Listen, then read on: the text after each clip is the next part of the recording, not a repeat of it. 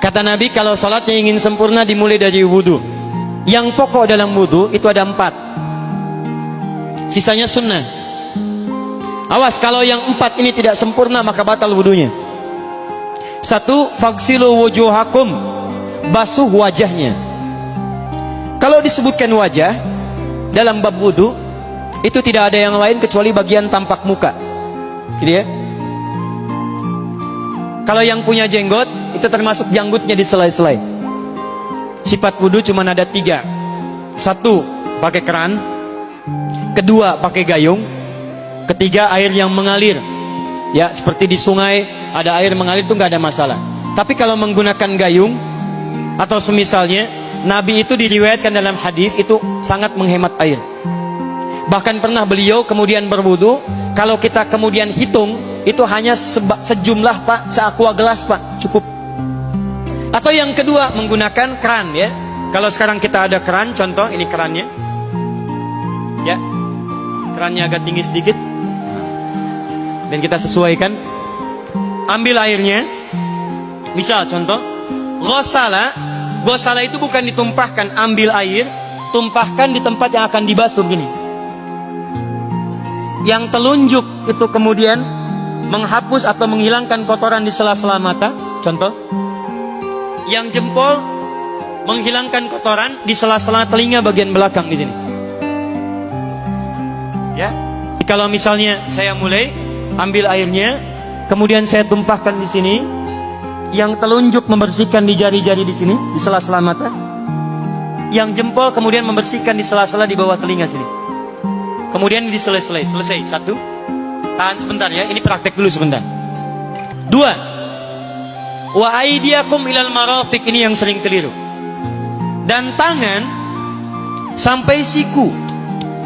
Jadi saat kita mengambil air wudu, ambil airnya, tumpahkan dari sini ilal marafiq sampai ke siku ke sini.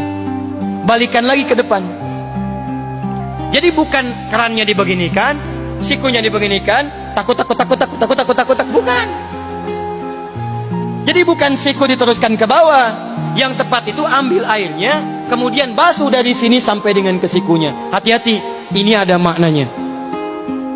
Dan jika benar di hadis Muslim, jika orang wudunya benar seperti ini, maka bersamaan dengan jatuhnya air wudu itu, jatuh pula dosa-dosa dan kotoran yang melekat pada anggota tubuhnya.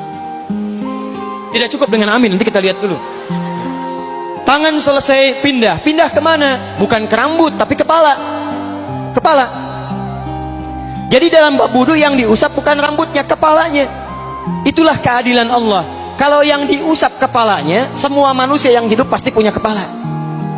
Tapi kalau yang diusap rambutnya, ada ketidakadilan karena tidak semua orang punya kepala, punya rambut. Tuh. Nah sekarang lihat sini. Ketika kita diminta mengusap kepala, bahasanya masaha. Masaha itu begini. Ini saya punten. Bismillah. Ini ya.